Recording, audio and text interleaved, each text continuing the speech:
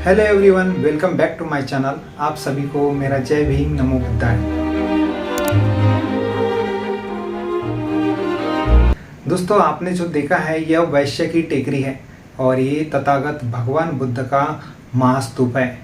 उज्जैन के कानीपुरा रोड पर वैश्य की टेकरी के नाम से 2300 साल पुराना यह बौद्ध स्तूप है। इसका व्यास 350 फीट और ऊंचाई 100 फीट है और यह स्तूप राष्ट्रीय संरक्षित स्मारकों की सूची में शामिल है। दोस्तों उज्जैन शहर से लगभग 5-6 किलोमीटर दूरी पर उज्जैन से मक्सी रोड पर ग्राम कानीपुरा के पास स्थित पीलियाखाल नाले के पास 3 बौद्ध स्तूप है और जो मेन बड़ा स्तूप है उसकी ऊंचाई 100 फीट और व्यास जो है वो लगभग 350 फीट है और यह सभी स्तूप मौर्य काल के पूर्व के हैं और इन सभी स्तूपों के समूह को वर्तमान में वैश्य की टेकरी के नाम से जाना जाता है। दोस्तों, सम्राट अशोक की पत्नी वैश्यपुत्री देवी ने उज्जैन में उक्त बौद्ध स्तूपों को बनवाया था, इसलिए वर्तमान में स्तूप समूह को वैश्य की टेकरी के नाम से जाना जाता है। सम्राट अशोक के समय इन्हीं स्तूपों का जीर्णोद्धार हुआ था क्योंकि यहाँ से प्राय मौर्य एवं मौर्यकालीन दोनों प्रकार की ईंटें मिलती है। उत्खनन के दौरान इन स्तूपों में बौद्ध भिक्षुओं के शरीर के अवशेष प्राप्त हुए हैं। दोस्तों, इन बौद्ध स्तूपों का निर्माण मिट्टी से बनाई गई ईंटों से किया गया है। वर्तमान में भारतीय पुरातत्व विभाग द्वारा वैश्य की टेकरी स्तूपों को संरक्षित घोषित किया गया है, परंतु दोस्तों स्तूपों से लगी जमीन में संबंधित किसानों द्वारा खेती की जाती है और संबंधित स्तूपों से लगी जमीन से किसानों द्वारा स्तूपों को क्षतिग्रस्त किया जा रहा है और उनकी मिट्टी तथा ईंट को निकालकर स्तूपों की जमीन को खेती की जमीन में सम्मिलित किया जा रहा है। दोस्तों, इन स्तूपों को संरक्षण के लिए कोई फेंसिंग की व्यवस्था नहीं है, अतः मौके पर स्तूपों का संरक्षण अति आवश्यक है, जिसके लिए फेंसिंग लगाया जाना और स्तूपों के आसपास की जमीन को संरक्षित किया जाना भी आवश्यक है। तो दोस्तों, वीडियो को जरा भी स्किप मत कीजिएगा क्योंकि वैश्य की टेकरी यह जो महास्तूप है तथागत भगवान बुद्ध का, इसका निर्माण क्यों किया गया इस वीडियो में आप जान पाएंगे। तो चलो वीडियो शुरू करते हैं। दोस्तों, उज्जैन नगरी अवंती जनपद की राजधानी थी जिसके राज्यपाल महान सम्राट अशोक थे। तथागत भगवान बुद्ध के महापरिनिर्वाण के बाद अवंती प्रदेश के बौद्ध भिक्षु का एक संघ भगवान बुद्ध के अंतिम दर्शन के लिए कुशीनगर गया था, लेकिन उनके वहां पहुंचने से पहले ही भगवान बुद्ध के भौतिक अवशेषों का बंटवारा हो चुका था और वहां तथागत भगवान बुद्ध का चिवर और आसंदी ही शेष बची थी।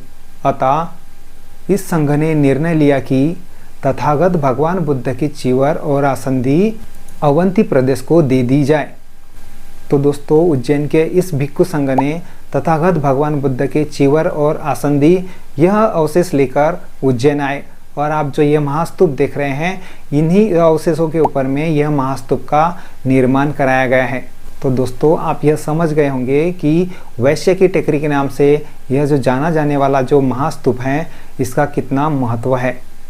दोस्तों, इसके अलावा बौद्ध धर्म के महान सम्राट अशोक को भी उनके काल में उज्जैन का राज्यपाल बनाया गया था और उनके बड़े भाई सुसीम को तक्षशिला का राज्यपाल बनाया गया था। इसके अलावा सम्राट अशोक की पहली पत्नी देवी भी उज्जैन के व्यापारी की बेटी थी और सम्राट अशोक को उनसे 2 संतानें हुई थी, संघमित्रा और महेंद्र, जो बौद्ध धर्म के प्रचार प्रसार के लिए श्रीलंका गए थे और वहाँ जब उनका परिनिर्वाण हुआ तो उनके अवशेष को यहाँ उज्जैन लाकर तथागत भगवान बुद्ध के चिवर और आसंदी पर बने महास्तूप के बगल में संघमित्रा और महेंद्र के 2 स्तूप का निर्माण किया गया। आज यह दोनों स्तूप सरकार के उपेक्षा में खंडहर हो गए हैं, जिसके पुनर्निर्माण की जरूरत है। दोस्तों इतना ही नहीं, सम्राट अशोक की पत्नी उज्जैन के एक श्रेष्ठी की पुत्री थी, ये तो आप जानते हैं, जिसका नाम देवी वैश्य था। इनकी देखरेख में अशोक ने इस नगर के बौद्ध स्थलों का जीर्णोद्धार करवाया था। इस स्थल को आज वैश्य की टेकरी के नाम से जाना जाता है। ऐसा क्यों हुआ होगा बताने की आवश्यकता नहीं है। जैसा कि आपने ये जो महास्तूप देखा है, अब ये मिट्टी का एक विशाल टीला मात्र दिखता है जो कि 100 मीटर ऊंचा और 350 मीटर चौड़ा है। यह एक ऐतिहासिक खजाने से कम नहीं है, जिसमें 250 साल पुराना स्तूप दफन है, जो बुद्ध के आसंदी और चिवर पर बना हुआ है। बौद्ध धर्म के 4 महत्वपूर्ण स्थलों में से यह एक है। इसका विवरण चीनी यात्री वेनसांग ने भी किया है, लेकिन उज्जैन का बौद्ध इतिहास सम्राट अशोक से पहले का है, जो इस नगरी को सीधे बुद्ध से जोड़ता है। तो वो कैसे, चलो आइए जानते हैं। दोस्तों, विनय पिटक के चर्म स्कंधक से देखें तो बुद्ध के समकालीन एक भिक्षु थे, महाकात्यायन स्थविर, जिन्हें बुद्ध ने अवंतीपुर क्षेत्र में धम्म दीक्षा बांटने के लिए भेजा था। इन्होंने लगातार 3 वर्षों तक प्रयास किए, परंतु सिर्फ 10 भिक्षु ही तैयार कर सके। तब उन्होंने बुद्ध के पास भिक्षु सोन कुटीकनन को भेजा तथा संघ के कुछ कठोर नियमों को सरल करने की अनुमति मांगी एवं सहायता के लिए 10 भिक्षु संघ से चाहे। दोस्तों, महाकात्यायन स्थविर की प्रार्थना सुनकर बुद्ध ने उपसंपदा के लिए उज्जैन में 5 भिक्षु की अनुमति दी और उनके शेष सभी सुझाव मान लिए। दोस्तों, बुद्ध के परिनिर्वाण के बाद उनकी अस्थियों को देश भर के बौद्ध स्थलों में बांट दिया गया। उज्जैन के नरेश को वहाँ के बौद्ध श्रद्धालुओं के लिए तथागत के आसन और वस्त्र दिए, मतलब उनके चिवर और आसंदी दिए। और उसी वर्ष एक विशाल स्तूप का निर्माण किया गया, जिसमें बुद्ध के अवशेष रखे गए हैं। इसी स्तूप का कालांतर में सम्राट अशोक द्वारा पुनरुद्धार किया गया, जिसे अब वैश्य की टेकरी कहलाता है। यह भी ध्यान रखने वाली बात है कि अशोक के पुत्र महेंद्र और पुत्री संघमित्रा का जन्म भी उज्जैन में हुआ था, जो युवा होने पर बौद्ध धर्म के प्रचार प्रसार हेतु श्रीलंका गए थे। अशोक के समय 272 ईसा पूर्व से बौद्ध धर्म का उज्जैन में विकास शुरू हुआ, जो लगातार 12वीं सदी तक चलता रहा। यह एक लंबा इतिहास है जो दर्ज है और सुरक्षित है। दोस्तों, इसके अलावा उज्जैन के पास वैश्य की टेकरी, मकोड़िया स्टेशन के पास नष्ट अवशेष, महाकाल मंदिर के पास खंडित स्तूप, योगेश्वर टेकरी से प्राप्त मौर्यकालीन ईंटें, भृतहरि तथा प्राप्त मूर्तियां बौद्ध धर्म का इतिहास समेटे हुए हैं। दोस्तों, वैश्य की टेकरी इस महास्तूप का वर्तमान में स्थिति ठीक नहीं है, क्योंकि स्तूप की तरफ सरकार की कोई भी देखरेख नहीं है। धर्मनगरी उज्जैन को पर्यटन के नक्शे पर उभारने के लिए सरकार ने बीते 1 दशक में कई काम कराए, लेकिन राष्ट्रीय संरक्षित स्मारकों की सूची में शामिल वैश्य की टेकरी को और इसके ऊपर में कोई ध्यान नहीं दिया है।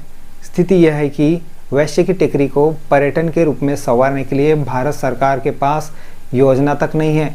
पर्यटन विकास निगम के कार्यपालन यंत्री का कहना है कि वैश्य की टेकरी पर सभी भूमि निजी स्वामित्व की है। यदि शासन द्वारा वहां भूमि उपलब्ध कराई जाती है तो पर्यटन के मान से कार्य योजना बनाई जा सकती है। दोस्तों, सम्राट अशोक ने अपने काल में भारतवर्ष में 84,000 स्तूपों का निर्माण कराया था, जो अखंड जम्बूद्वीप में था।